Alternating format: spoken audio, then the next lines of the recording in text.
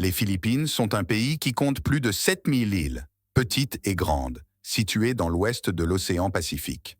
En fait, ce pays, qui se compose de 3 masses terrestres principales, a une superficie totale de 300 000 km². Sur ce territoire vivent 111 millions de personnes. Conformément à ces données, les Philippines peuvent être définies comme une géographie où la foule humaine est très dense. Si nous regardons le pays sur la carte, nous pouvons clairement voir qu'il n'a aucune connexion terrestre avec un autre pays. Un autre problème lié à la géographie du pays est que les Philippines sont situées au centre de la ceinture sismique du Pacifique et sont donc très propices à des événements naturels graves tels que les tsunamis, à tel point que jusqu'à 20 tremblements de terre se produisent chaque jour dans les profondeurs de l'océan, juste à côté du pays. Il y a 30 ans, un tremblement de terre dévastateur d'une magnitude de 7,7 s'est produit dans la partie continentale de Luzon, aux Philippines. La capitale des Philippines est la ville de Manille, qui abrite beaucoup de chaos. Il y a tant de choses à dire sur le pays, y compris sur la capitale Manille, que vous découvrirez bientôt de vos propres yeux les profondeurs de la vie des habitants. Si vous souhaitez visiter ce pays aux 1000 mystères et aux vies extraordinaires, vous ne rencontrerez aucun problème de visa, à condition de ne pas dépasser 30 jours. Les Philippines, comme de nombreux pays d'Asie du Sud, sont une géographie qui a fait l'objet de diverses exploitations au cours de l'histoire. Aujourd'hui, les Philippines sont confrontées à une pauvreté telle qu'une grande majorité de la population du pays vit dans les forêts ou au milieu de la mer. Par exemple, le peuple Bajau des Philippines, les Gitans de la mer, mène une vie particulière au milieu de la mer. Outre le peuple Bajau, des milliers de Philippins vivent dans les forêts en ramassant des noix de coco ou en produisant du charbon de bois. Nous allons donc faire un voyage complet des ruelles aux prisons des Philippines, de ceux qui mangent les déchets par terre à leurs familles qui vivent au milieu de la mer. Si vous vous promenez dans le bazar des Philippines, vous verrez que les maisons et les magasins sont défraîchis et usés, et que les gens luttent contre la pauvreté. Par exemple, de nombreux détails dans l'environnement donnent une impression de désorganisation et de désordre. Les affaires des gens sont éparpillées dans les rues, et les environs ont l'air très sales. Les tons gris du ciel sont juxtaposés aux tons bruns des cabanes, ce qui crée l'atmosphère unique des Philippines. Lorsque vous marchez un peu plus loin et que vous commencez à croiser des gens, un détail attire votre attention. Comme dans d'autres pays asiatiques, des moyens de transport simples ont été développés aux Philippines. La forte densité de population et la pauvreté de la majorité ont conduit les gens à utiliser des motos. Les gens jouent au hockey dans les rues et discutent entre eux. Je dois dire que les interactions entre les habitants des Philippines sont très fortes. Dans les pays où les revenus sont faibles, les gens vivent dans le besoin et doivent rester en contact les uns avec les autres. C'est particulièrement vrai pour les personnes vivant dans les forêts, les montagnes et les océans. Si vous prenez votre courage à deux mains et que vous marchez sur les routes étroites qui séparent les cabanes de la ville, vous sentirez à quel point la vie des gens est difficile et primitive. Des dizaines d'enfants apparaissent à chaque pas. Les adultes ont l'air timides et étranges. Le linge est accroché au mur et la peinture s'écaille sur de nombreuses maisons. Ces maisons en pierre ressemblent à des structures vieilles d'au moins 40 ans. Si les Philippins vous voient avec un appareil photo et réalisent que vous êtes un touriste, ils s'approchent de vous et commencent à vous demander de l'argent. Le salaire minimum et le salaire moyen dans le pays sont actuellement d'environ 260 $ américains. En fait, ce n'est pas si mal comparé à la population de 111 millions d'habitants. Mais malgré cela, les gens se plaignent constamment d'avoir faim. Plus de 80% de la population est chrétienne. Outre le philippin, l'anglais est également reconnu comme la langue officielle du pays. Lorsque le soir arrive et que la nuit tombe, nous constatons que la journée n'est pas encore terminée. Les gens installent des boutiques mobiles de part et d'autre des rues et essaient de gagner de l'argent en vendant quelque chose. Les gens, surtout les enfants, passent tout le temps devant vous.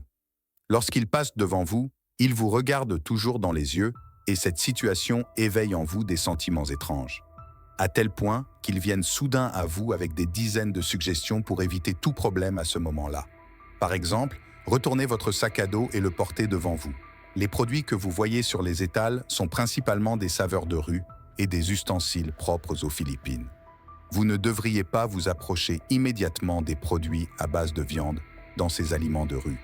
Il peut y avoir de la viande d'iguane ou de souris des champs dans une bouchée que vous croquez l'estomac vide. Dans les villes des Philippines, le nombre d'enfants est si élevé que l'on est surpris de voir de nombreux enfants allongés sur le bord de la route, grimpant d'un endroit à l'autre et courant sans cesse. C'est particulièrement le cas dans la capitale, Manille. Plus de 30 000 enfants vivent seuls dans les rues de la capitale. Le fait qu'il y ait autant d'enfants dans le pays des Philippines est bien sûr le résultat du comportement errant des familles.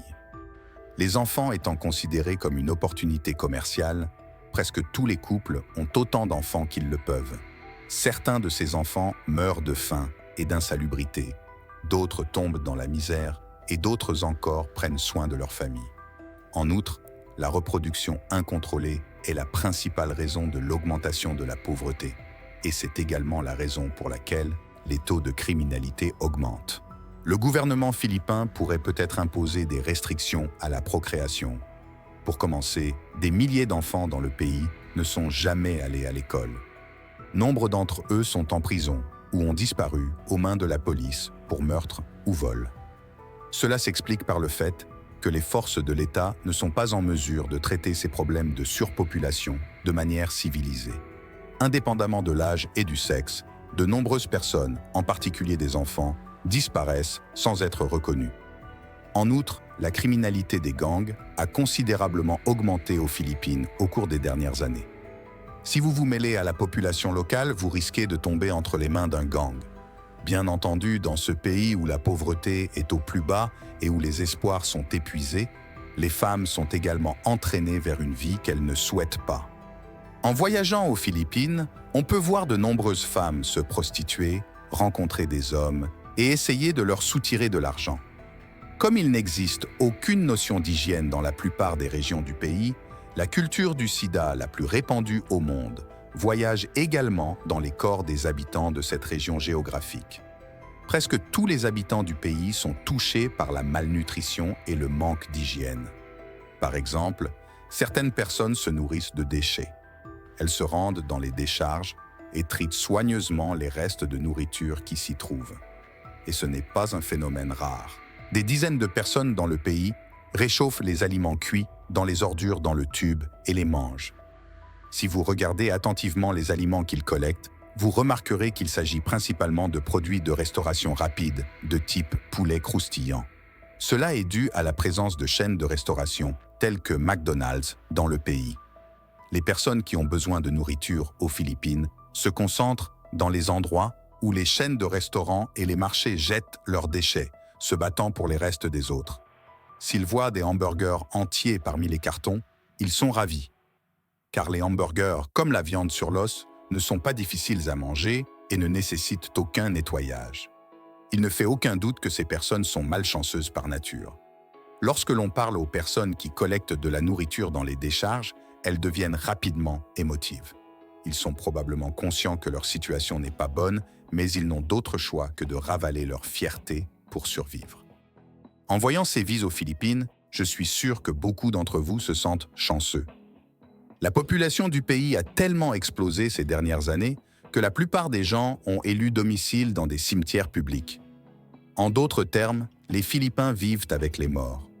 À tel point que si vous vous rendez dans les cimetières, vous pouvez voir des cabanes de fortune et des familles juste à côté des cimetières.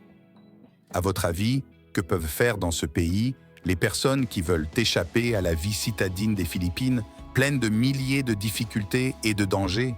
De nombreux Philippins, qui ont perdu tout espoir dans les villes, vivent désormais une vie de village primitif sur les plages parfaites du pays ou dans les forêts luxuriantes. Par exemple, cette tribu se concentre sur les noix de coco dans les forêts et en vie. Malgré les dangers, ils grimpent au sommet des arbres et cueillent leur nourriture dans les branches. Ils gardent une partie des noix pour eux et en vendent une autre sur les marchés des villes. L'aliment le plus courant des habitants de la forêt est, bien sûr, le riz blanc. Rien ne pousse plus abondamment dans les pays d'Asie du Sud que le riz blanc. Et cette bénédiction constitue pour eux une formidable source de nourriture. Ils peuvent rester rassasiés pendant longtemps en ne consommant que de la bouillie de riz, sans avoir besoin d'aucun autre aliment. Dans les huttes forestières où ils séjournent, la principale marque d'affection que les gens se témoignent les uns aux autres est d'enlever les poux des cheveux de la personne concernée. Comme presque tous les habitants de la forêt ont des poux dans les cheveux, ils vous seront reconnaissants si vous enlevez les poux des cheveux de l'un d'entre eux. La communauté locale la plus remarquable du pays est sans doute celle des Bajau, connus sous le nom de gitans de la mer. Ils ont également une espèce animale indispensable dans leur vie. Au lieu de s'occuper de la misère de la ville, les Bajau pensent avec sagesse et se consacrent à la vie marine. L'élément le plus important de leur vie est sans aucun doute le poisson et leur bateau. Dans les années 90, bien que l'État philippin ait construit des logements de masse afin d'acclimater ces personnes à la vie locale, les Bajau se sont jetés à nouveau sur les rivages de la mer et ont repris leur vie d'origine. Ils vivent dans des cabanes construites sur la mer et sont largement déconnectés du cours de la vie moderne. Les enfants apprennent à pêcher au lieu d'aller à l'école. Par exemple, lorsqu'un enfant a 5 ans, il saute du bateau au milieu de la mer et apprend à nager.